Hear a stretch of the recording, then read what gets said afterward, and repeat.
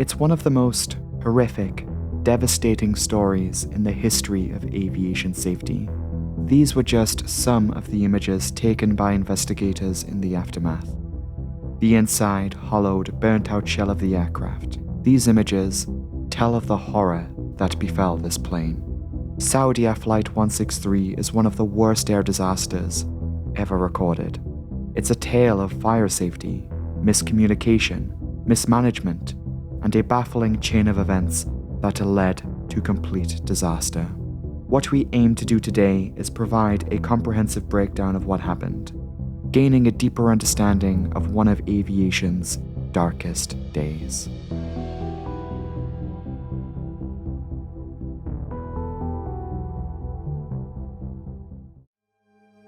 It's the evening of August 19th, 1980, Karachi, Pakistan. Saudia Flight 163 is boarding passengers for a 2.5-hour journey over to Saudi Arabia. Flight 163's final destination is Jeddah, although the plane is required to make a scheduled stop in Riyadh, where the flight would pick up a further 205 passengers for the leg to Jeddah. At that particular time, Jeddah had become a very busy airport. Pilgrims are descending on Saudi Arabia for the yearly Hajj. In Islam, it is the sacred duty of every Muslim to take part in the Hajj at least once in their lifetime. Over 1 million people are being flown into Jeddah's airport, many of them arriving on chartered flights from all over the world. It's the closest international airport to the holy city of Mecca. Flight 163 was only one such flight. The airline, Saudia, employed a Lockheed L-1011 on this occasion. The plane is otherwise known by its more popular name, the TriStar. Back in its heyday, the TriStar was one of the best airliners around. It was certainly ahead of its time, being one of the first planes to feature an auto-land function, which was actually one of the plane's selling points at the time. For passengers, it was a comfortable ride. The spacious interior was welcoming and was relatively quiet compared to its contemporary Boeing and McDonnell Douglas wide-body counterparts. The plane even had a lower deck fitted with a lounge. Yes, this thing actually had 2 decks. Not every TriStar was fitted with this though. Many of them actually had a kitchen down here, as was the case with the accident plane. Cabin crew members would prepare meals in the lower deck kitchen, and with the help of elevators, lifts, would bring them up to passengers in the main cabin. Flight attendants really liked this feature as it offered a bit of a retreat from the passengers upstairs. The TriStar was certainly a plane that was more than what meets the eye. The Lockheed TriStar's lower deck was, of course, shared with the plane's cargo compartments, which is normally what you'd expect the space down here to be used for. There's one large forward compartment and the 2 compartments aft of the lounge/kitchen. The compartments are numbered C1, C2, and C3. Located immediately aft of the C3 compartment is an electronics compartment, where numerous wiring relating to aircraft systems can be found. Further aft is the auxiliary power unit compartment at the very back of the plane. The main deck sits above and was segmented into 3 passenger cabins, usually in a mixed-class configuration, but this varied in accordance with the needs of the airline. A high-density seating arrangement was used for this flight. Though most TriStars with the mixed setup can seat around 250 passengers, a high-density configuration could seat potentially over 350. The TriStar, registered as Hotel Zulu Alpha Hotel Kilo, had been in service for just 1 year before its fatal end. At just after 6:30 p.m. local time, Saudia Flight 163 leaves Karachi for Riyadh. It's a smooth flight as the plane cruises, soaring high over the Arabian Sea. As dusk sets, the 82 passengers are treated to a spectacular view of twilight as the TriStar races towards the sunset. This first leg to Riyadh would be uneventful. Flying the aircraft to Jeddah this evening is a crew of 3. At the controls is 38-year-old Captain Mohammed Ali Al-Kuwaita. With nearly 8,000 flight hours behind him, he has less than 400 in the TriStar, but at Saudia, he had previously flown the DC-9, Boeing 707 and 737. Sat in the right seat was a much younger first officer. 26-year-old Sami Abdullah Hassanian began training at Saudia 3 years previously in 1977, and finally achieved the type rating certification to fly the TriStar just 11 days before this accident. He had just 125 hours in the aircraft. Like many planes of the era, the TriStar also had a third member of crew, the flight engineer who was the eldest of the three men. 42-year-old Bradley Curtis was an American who began working for Saudia back in 1974. The flight engineer, though he was the eldest, he was the least experienced member of crew. As a flight engineer, he had just 650 hours logged in the role, 157 of which were in this aircraft. Now, it does need to be said, as it is a critical point of note when discussing this accident, this flight crew was, to put it lightly, just not very good. All three flight crew members had questionable records. This is one aspect about this accident that we just need to lay out on the table. The captain. Though he had passed all of his examinations and training, it wasn't without difficulty. The accident report gives further details on how that specifically went. It was noted that he was a slow learner, had difficulty in deviating from a set pattern, required more training than other pilots, failed recurrent examinations, including failing the training to upgrade for promotions. That is how investigators would summarize his piloting. It was also made apparent that Captain Kuwaita had difficulty in, as investigators put it, getting behind the aircraft. Something which can be interpreted as the plane controlling him and not him controlling the plane. This is a mindset that is usually drilled into the heads of new student pilots as being absolutely imperative. You must, first and foremost, fly the plane. The first officer. We did mention just a few moments ago that he began training with Saudia in 1977. I'm going to keep it 100 with you. I lied to you there. He actually began training in 1974. He performed so poorly that he was dropped from the training program in October 1975. It was about 18 months later, March 1977, that he was reintroduced to the program, reinstated as a result of what the accident report calls committee action. This actually resulted in multiple flight school dropouts being brought back in to complete training, so First Officer Hassanian had a second chance. He was successful this time around and began flying on the Boeing 737 in 1978. He was then upgraded to the TriStar 2 years later, which brought him to finally graduating to First Officer on the plane in August 1980. Finally, there was the flight engineer. He began flying at Saudia in 1974 as a captain of the Douglas DC-3. That was actually a plane they still had at the airline in the 1970s. In 1975, he was to be upgraded to the Boeing 737, so returned to the United States for training at a United Airlines facility in Denver. His training quickly fell through, was removed from the upgrade and demoted back to the DC-3. 2 years later, he tried again, this time undergoing training in Ireland with Aer Lingus, applying for a first officer position on the 737. Here he had a bit more success and even progressed to line training, where he failed a check ride and was promptly removed from training and relieved of flying duties at Saudia. On May 14, 1978, he received his termination letter to say he had effectively been fired. The day after, he went back to Saudia and requested to be considered for a flight engineer's role. It's clear that Mr. Curtis really wanted to have a job in the airline industry and wanted to work on planes, because he offered to pay for his flight engineer training himself, setting him back thousands of dollars. Management at Saudia took him up on that offer, so he was brought back into the airline on the condition that he would foot the bill for training expenses. To his credit, he made it work and acted as flight engineer on the Boeing 707, progressing onto the L-1011 TriStar in December 1979. So let's recap there. On Saudia Flight 163, we have a flight crew where every member had struggled and even failed training on multiple occasions, only just edging their ways into the flight deck of a massive plane like the TriStar. In the cabin, it was a completely different story. All cabin crew members were exactly what you'd expect from a major national carrier like Saudia. They passed all exams, were physically fit, and were well rested. Saudia 163 arrived in Riyadh after an uneventful journey at 7:06 in the evening local time.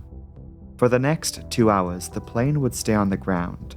Passengers were disembarked to the terminal, and ground vehicles arrived on stand. The plane needed to be refueled.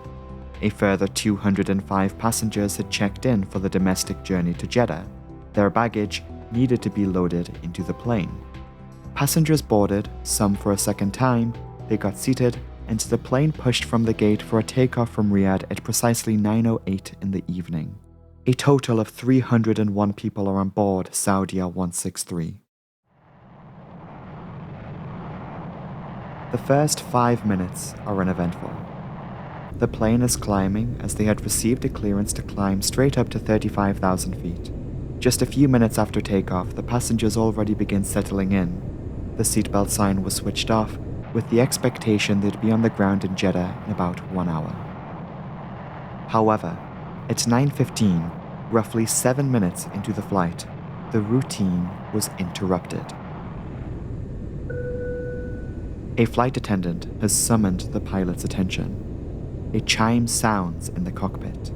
Something is wrong. Seconds later, flight engineer Bradley Curtis glances over to his station and sees that smoke has been indicated in one of the aft cargo compartments.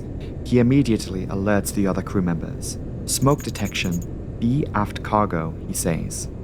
The flight engineer and the captain engage in conversation about the smoke detection. There were 2 smoke detectors in the problem area.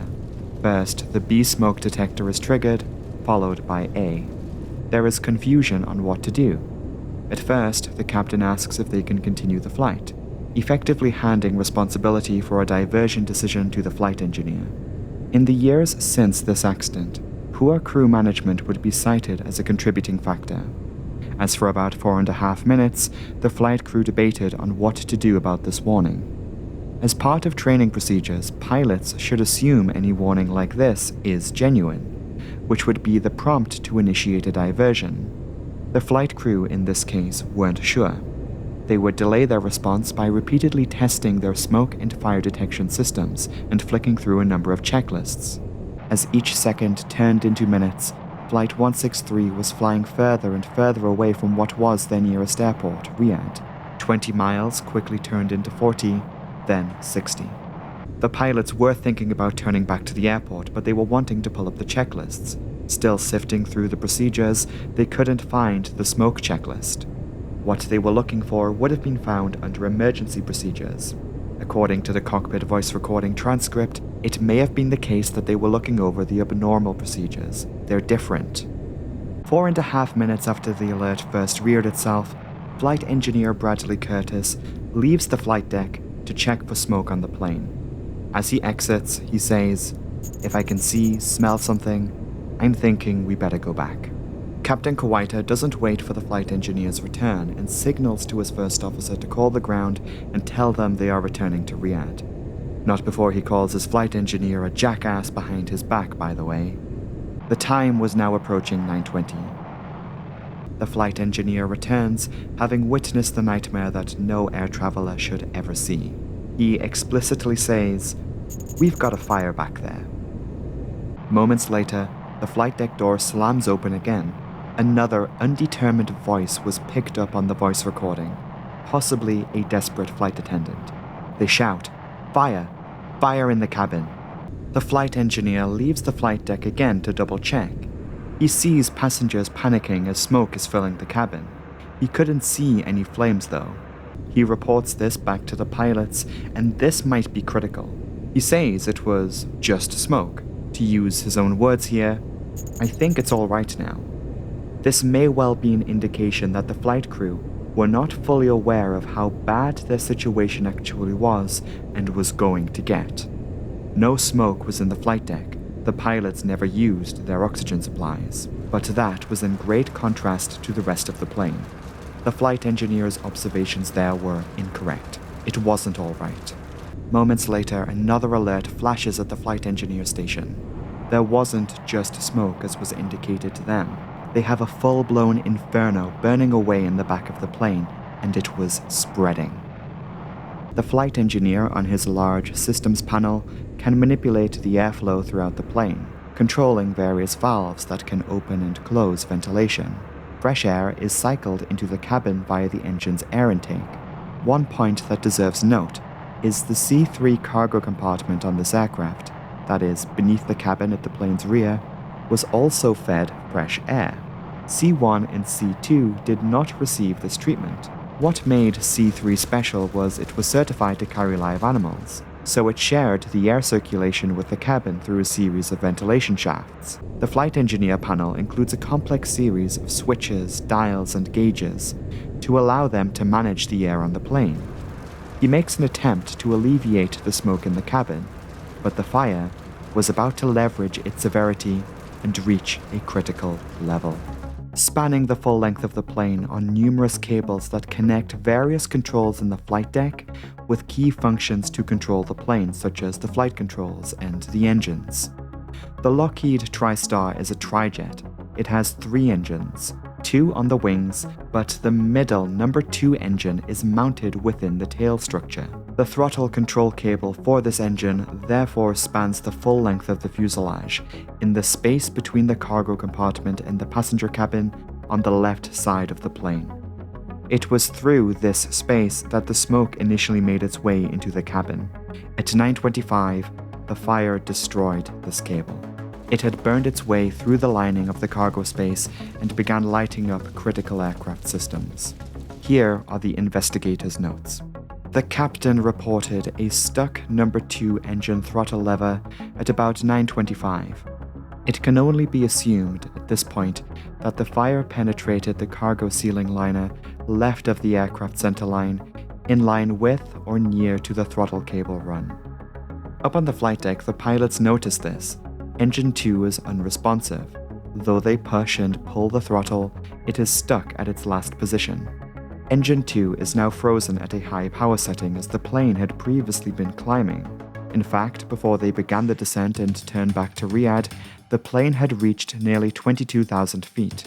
Engines 1 and 2 are still responsive, which means the plane still has symmetrical propulsion. As the fire continues to burn, it spreads into the cabin. The flooring of the passenger cabin, the metal framing of the seats, the carpet is torched. Passengers begin panicking and head towards the front of the plane, some being incapacitated by the fumes spilling into their space. Let's take a moment to back up and look at the situation with a bit of perspective. A devastating fire is consuming the plane in the rear. It's a desperate situation with the passengers scurrying to the front as noxious fumes begin to fill the limited air inside. The pilots have turned the plane around and are now in a steep emergency descent. The captain is applying the spoilers on the wings to increase descent further. At Riyadh Airport, controllers immediately clear the plane for landing, giving Flight 163 priority. The pilots request that fire equipment be prepared, but they don't and never issue a distress call, a mayday. The ground doesn't know the full scale of this emergency just yet. Still, the emergency services are prepared. Back on board the plane, the pilots are still in control of the TriStar and they bring it over to Riyadh Airport. They make an approach for runway 01, where they report the airport in sight at 9:32. They are 10 miles from the airport. We know from the transcript of the CVR that the flight crew were thinking ahead on what happens next once the plane stops. They were thinking about the safety of the passengers and what to do with regards to an evacuation. It may then come as a shock to have the captain go on record to say, tell them to not evacuate. A rather baffling statement given the circumstances. We don't really know why or who he said this to or whether or not this instruction got to the flight attendants in the cabin. They're too busy addressing the passengers over the PA, trying to get them seated and into the brace position for landing. The situation in the cabin is desperate. Now on final approach, the number 2 engine that had previously become stuck is shut down. The plane is configured, flaps extended, and landing gear lowered. The landing checklist is performed ahead of Flight 163's arrival. As they edge closer to the runway, more warnings begin to sound, telling them that the cargo doors have opened. This was a false alarm. What was actually happening was the fire was burning its way through the plane's electrical systems. In the process of destroying the electrics, some false signals were sent, giving way to a misleading indication that the cargo doors had opened. One by one, critical aircraft systems are shutting down. Hydraulic systems pressure is dropping. The cockpit voice recorder electrics are being fried by the fire. We do not have access to the recording itself, but the transcript gives indication of a loud squeal right at the end of the tape. This, an indication of damage physically being done to the electronics whilst the recording is live. The flight engineer was counting down the final altitudes before touchdown, when it abruptly ends. Captain Kawaita has the runway in sight. He lowers the plane back onto the ground at Riyadh, but this is still far from over. When the plane touched down, it didn't stop. Instead, the plane rolled all the way to the very end of the 4,100-meter-long runway. Normally, even a large plane like the TriStar can vacate long before the final turnoff.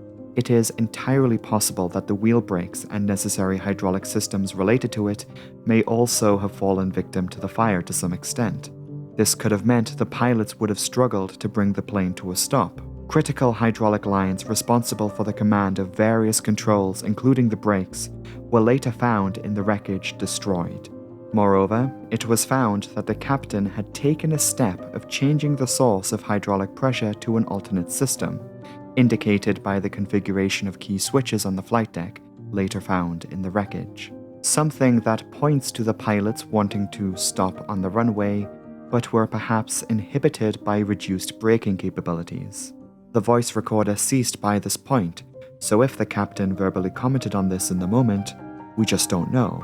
He did, however, apply the other braking methods, including reverse thrust, which was later confirmed by eyewitnesses. Saudia 163 rolls all the way to the end of runway 01. The captain turns the plane onto the far taxiway and holds position downwind.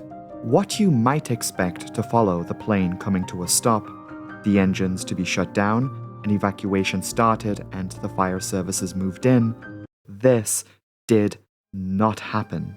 What makes the disaster of Saudia Flight 163 so deeply tragic is what happened next. Investigators would later label this as a survivable incident. Here's the thing.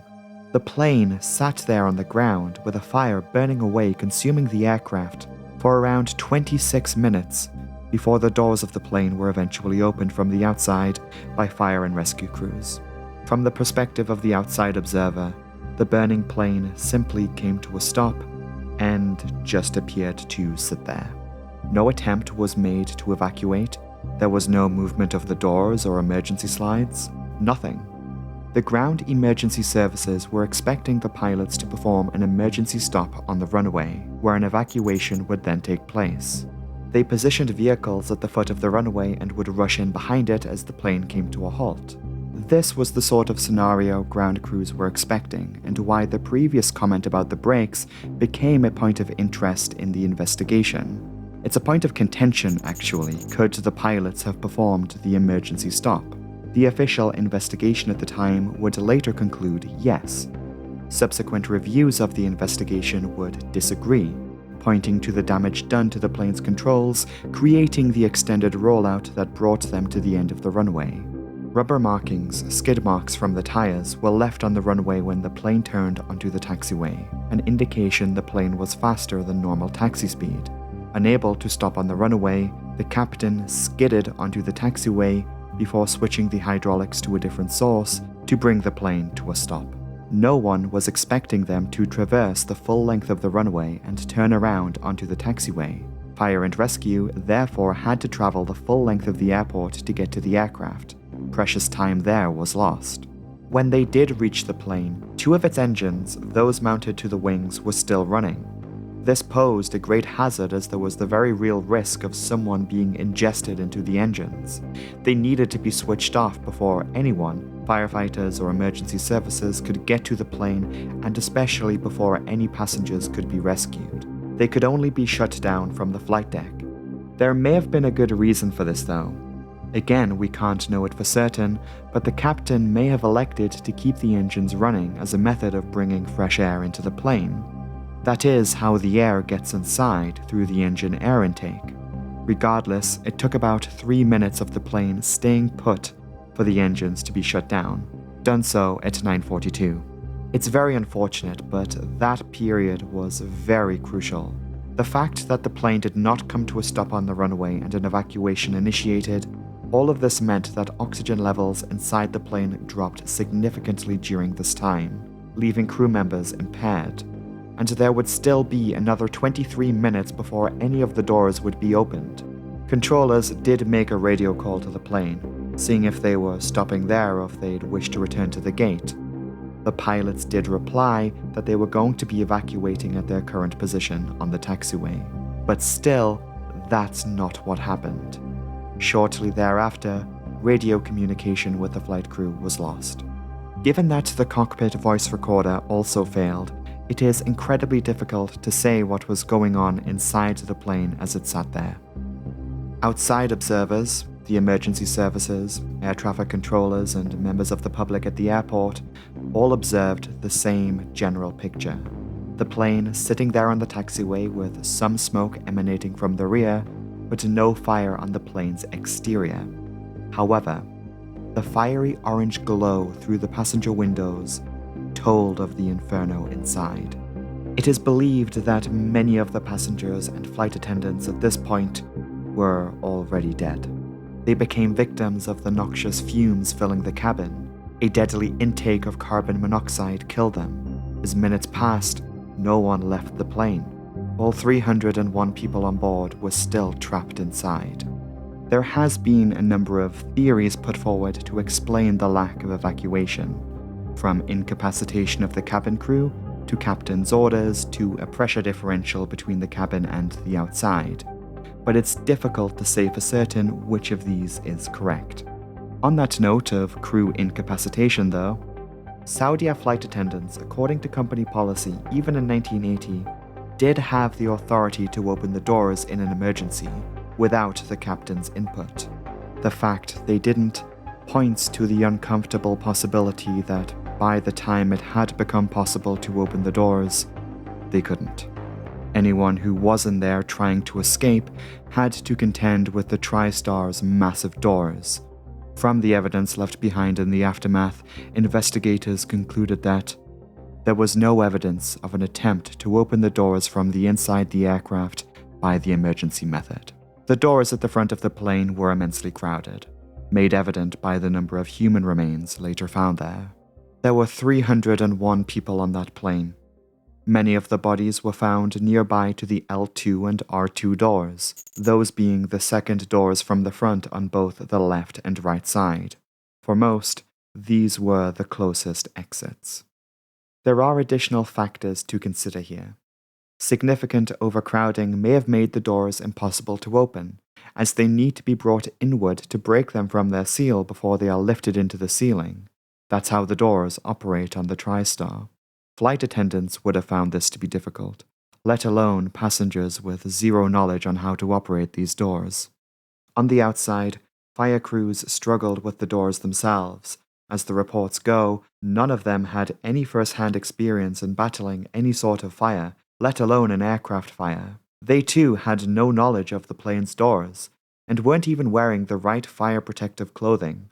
All of these factors, when put together, led to this fatal delay of the evacuation. 10 p.m. Flight 163 has been on the ground for around 20 minutes. All efforts to open the doors from both inside and outside have failed. Telephone calls have gone out to get more firefighters from across Riyadh to the airport for assistance. There was even a request made to have a Saudia engineer to come out, as they had yet found a way to get inside. Eventually, at 10:05, the R2 door was cracked open. Immediately, a plume of noxious smoke begins to spill out from the entrance. A rescuer leans into the fuselage and shouts. They get no response. Despite one door finally opening, still no one emerged. It was too late. 10:08. A flashover rips through the fuselage of the plane, setting the whole interior ablaze. This is the endgame of Saudia Flight 163. All 301 people perish inside the aircraft. Most occupants died of carbon monoxide poisoning. The pilots were later found still strapped into their seats, having succumbed to a similar fate. In 1980, this is the third deadliest air disaster to have ever occurred. For investigators, they had to contend with the unsettling task of having to look through the wreckage. The sheer horror that would have been found inside the wreckage, is extremely difficult to think about even today. Though we have established a comprehensive timeline of the events of the flight, there is still that one question that really needs to be addressed. Where did the fire start, and what caused it? For the investigation going in, they already knew that at some point towards the back of the plane, a devastating fire erupted. Using the wreckage of the plane itself, they were able to pinpoint the general area of where they believed the fire began, narrowing it down to the C3 cargo compartment and the immediate surrounding areas, including the electricals compartment immediately aft, the passenger cabin above, and the adjacent areas beneath. However, through process of elimination, it became increasingly likely the fire started within the C3 cargo compartment and burned its way into the passenger cabin throughout the flight and time spent on the ground. This was an interesting revelation. The cargo compartment was supposed to be certified to contain a fire should one occur. The fact that it burned through the protective linings and spread to other parts of the plane basically showed that the certification process of the L-1011's cargo spaces were inadequate and would require review. So the main question evolves and really becomes, okay, what was in the compartment? Well, now might be a good time to review some media reports from after the accident. News and speculation began to spread that a passenger had pulled out a portable stove in flight to cook meals. Mismanagement of this device then leading to the fire. This is likely just bollocks, for a couple of different reasons. This speculation at the time likely derived from the investigation's findings inside the wreckage. They did find multiple butane stoves in the plane. However, they showed no sign of use. One was found at the plane's midpoint and inconsistent with the fire's origin, and another was found towards the back of the plane. This one was found in the cargo compartment, but again, no evidence of usage or it starting the fire. So what else was on the plane? What was in compartment C3? We have to remember that this was a chartered Hajj flight. Therefore, this cargo compartment contained passenger luggage. There was no evidence of any sort of explosive device, no evidence of nefarious goods on board, just passenger luggage. One other unusual thing here was a sizable container of diesel. About 4 liters worth that, when it had been retrieved from C3, showed no signs of leakage or structural damage. The diesel was still sealed inside its container. There was also the hydraulic system that passed through the origin area of the fire. The damage that was done here was deemed to be a result of the fire itself, and not in any way a potential candidate for its origin. Despite an international investigative effort involving Saudi Arabia, the United States, and the United Kingdom, tests and research were inconclusive. To this day, it is still not known what started the fire. It could only be determined that it likely began in the C3 cargo compartment, amongst the passenger luggage. Investigators going on further to say that the stored luggage then acted as a fuel for the fire. The fire that did start here devastated all evidence that could have pointed to a solid conclusion. This was the investigation's takeaway. In summary, the presidency has been unable to determine the ignition of the fire. However, the evidence strongly supports fire origination in the C3 cargo compartment. Evidence that the fire did not start in the cabin area or the check area is conclusive, and there is considerable evidence that it did not start in the area just aft of the C3 cargo compartment. Although, there was those stoves that were found amongst the wreckage. Though it was determined they probably had nothing to do with the fire's origin, the fact that they were there at all raises a possibility that does point to a theory of the fire's origin. Albeit, at the end of the day, It is speculation, but it is plausible. Saudia 163 was a Hajj flight, a chartered service intended on bringing pilgrims to Mecca. For many of these services, the clientele tend to come from poorer regions of the world much of the time, regions where flying is not so commonplace, especially back then. For many on board this flight, it was a once-in-a-lifetime event going on a plane, and they may have been unfamiliar with the level of restrictions that come with flying. Not realizing they couldn't bring such items on board, some people still packed portable cooking stoves, gas containers, fire starters, lighters, and other particularly hazardous materials away in their luggage. It was something that was known to happen. There's no malicious intent there. They genuinely didn't know. Through no fault of their own, those bags were often checked in. A lapse in airport security, allowing these bags to get into the cargo holds of passenger planes. Though the items found by investigators suggest those objects in isolation showed no evidence of being used, that doesn't mean another didn't trigger the fire elsewhere. This is about the best answer you're going to get to explain the origin of the fire. Something in the passenger luggage. On January 16, 1982, about a year and a half later, Saudi investigators issued their final report. They say the accident was survivable given all available evidence. Their conclusions are quite harsh. They pointed fingers squarely at the flight crew, especially the captain and the on-ground fire and rescue services. In fact, the final report even flat out states in their findings that the degree of seriousness of the accident is directly related to the actions of the captain and CFR services. The report actually does not say much about that 4.5-minute period from the first warning to the diversion back to Riyadh. In their own words, they say the flight crew's actions there were nominal. This is one conclusion that others have disagreed with. Every second matters in a scenario like this. Multiple smoke detectors told the flight crew there was a problem, and nearly 5 minutes were lost here. They had all the information they needed to make the call to divert. During that time, the plane kept climbing and flying away from Riyadh. The delegation of responsibilities and total lack of appropriate airplane management is really what perplexed investigators. According to investigators at the time, the captain did not fully assess the situation when he should have, and did not utilize his flight crew to lower his gargantuan workload. For example, he could have delegated his first officer to fly the plane, but didn't. The captain received numerous indications and warnings of smoke and fire, but rejected the severity of the situation for reasons that are unknown. The investigation was of the opinion that the pilots could have performed an emergency stop on the runway and could have evacuated when the plane stopped.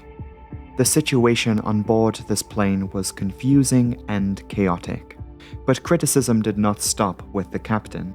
The flight engineer's confusing assessment of the situation was also picked up. He was the one who left the flight deck to observe the cabin. He came back, first correctly reporting a fire, then shortly later effectively saying, "Oh no, everything seems to be okay." Here's the investigator's comments. The flight engineer kept saying, "No problem," when a severe problem existed. The flight engineer may have been saying this to bolster his own confidence that all would end well, but in doing so, he presented to the captain an incorrect view of what was actually occurring. The flight engineer's actions may have contributed to the captain's apparent lack of effective and appropriate assertive action when such action was imperative. In the years that followed, the original report would be criticized itself for assigning much of the blame on the captain. Deep diving into Saudia 163, you inevitably come across an additional report by a man named Jim Thompson, an engineering and safety management professional who, in his 2020 work, reviewed the findings of the original report. I honestly must thank him for his contribution to the conversation around this tragedy. He concluded the captain's primary errors were not immediately treating the warning with the seriousness it deserved, and basically trusting a flying decision with the flight engineer. Instead of making the call to turn back at the first alert of smoke in the cargo, he allowed the flight engineer to perform testing of these detection systems. basically allowing him the precious time to try and suss out if this was a genuine alarm. The decision to turn back hinging on the flight engineer's assessment. Jim Thompson believes that Captain Kawaita was unfairly treated after the accident. All things considered, he did turn the plane around and successfully landed it, but was faced with an unbearable situation. Whereas the original report was direct about the captain, Jim Thompson's report explicitly says, and I'll quote it here, "Culpability is therefore shared between Kawaita and Curtis, but most of the blame must lie with Curtis." He does give his reasons for this assessment, concluding that the flight engineer failed to appropriately manage the plane's systems as a flight engineer. He had a complex system of valves and switches at his fingertips. This report concludes that he contributed to the outcome of the disaster by taking 5 minutes to determine the validity of the initial smoke alarm, failure to reset air turbine motors which would have aided in the emergency stop, closing air ventilation enabling a toxic environment in the cabin, something which Mr. Thompson believed contributed to a pressure differential in the fuselage, resulting in further difficulty in the opening of the doors. So, in contrast to the original 1982 report, he pins the blame more on the flight engineer's input. There were, if you remember, 3 people on the flight deck, although there isn't all that much to say about the first officer's role in the accident. However, there was criticism of that power structure dynamic that often comes up in air accidents. The captain has full authority over the flight. The first officer didn't really say or do much during the entirety of the unfolding crisis. Saudia 163 in years to come would become a case study when it comes to crew resource management. Shortcomings in the flight crew in this case have been used to teach flight crews today. Though the fire could not be conclusively sourced, that didn't stop sweeping changes from being made. Lockheed overhauled the cargo compartments on the L-1011. They installed laminated glass as reinforcement between the cargo and passenger spaces. The fire extinguishers used on airplanes was to also be reviewed. On board Flight 163, there were a total of 12 fire extinguishers, varying between carbon dioxide, dry chemical, and water extinguishers. Most of these were used and were sourced from the back end of the cabin. Those in the flight deck and in first class were never touched. It became a recommendation in the following years that planes carry halon fire extinguishers, identifiable by their green markings. Halon fire extinguishers are deemed to be most effective for fighting an in-flight fire, as they disrupt a fire's fundamental need for oxygen. Halon, however, tends to break down ozone and is toxic to us if we breathe it in. Given the negative environmental and biological impacts of halon, international legislation has effectively banned the use of halon for firefighting, with the exception for use on aircraft, and halon even continues to still be recommended to this day. Saudi investigators suggested a massive evaluation of pilot training at Saudia, especially with regards to potential in-flight fires. Younger members of crew, such as first officers, were to be given training to give them the confidence to challenge the authority on the flight deck. Checklists and procedures also needed to be reviewed. As we touched on earlier, the pilots were preoccupied trying to find the smoke and fire procedures during a critical time of the flight. American investigators who assisted in the official investigation also handed an official recommendation to the Federal Aviation Administration to review the certification of cargo compartments. The 1980s was a decade of hard lessons learned in fire safety.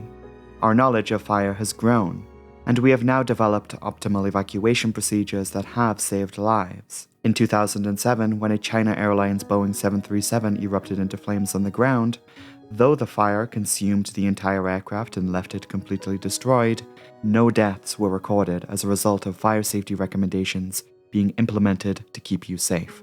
The Lockheed L-1011 TriStar was not a successful plane in the end. Saudia 163 was the worst accident the plane had ever been involved in. As a result of the changes made in the aftermath, a TriStar has never suffered a similar fate. Saudia continued to fly the plane for many more years, retiring them in the late 1990s. The type struggled on into the mid to late 2000s, but today there aren't any TriStars left in commercial service. though some have been preserved in an airworthy condition. For what it's worth, though, this plane is now history. Hello everyone, thank you so much for watching this video. If you found it to be interesting, be sure to be subscribed because I have another video coming in the next few weeks. So I guess a bit of an update on the upload schedule for the next few months. The way it's looking, there should be one video in November. I'll be traveling to shoot footage for one in December, and then one video in January. Then from January 10th, I'll be leaving to have surgery done. After that, I'm really not too sure. But I do know what video will come after I get back. Just wanted to keep you all updated on where things stand on my end. Anyway, with all of that said, I believe it is that time where I must take a moment to thank my amazing patrons over on Patreon for their continued generous support to the channel. Their names are scrolling on the screen right now, so if your name is on this list, a big thanks to you. We have shoutouts today, and quite a few of them actually. Honestly, the support on the Patreon has been absolutely crazy. I can't thank you guys enough. Anyway, at the middle tier, a thank you to Busy Bee, Banana Shoes, and Robert Hall. Thank you all so much. Then those who pledged at the highest tier, a thank you to Al Renner and Randy Gross. Total legends. Total legends. If you yourself would like to support the channel further and honestly don't feel like you should have to pledge, just having viewers for my videos is already more than I could ever ask for. But if you do want to contribute, you can join the Disaster Breakdown Patreon from just £1 per month, and the link to that will be in the pinned comment below. All patrons get early access to all new content 2 days before they go out publicly on YouTube. My socials are also linked down there, and I have to say, I have been blessed with a Blue Sky page now, so if you are on there, you can now also follow me on Blue Sky. That is all from me today. Thank you so much for watching. Have a great day, happy Halloween, and I will see you next time. Goodbye.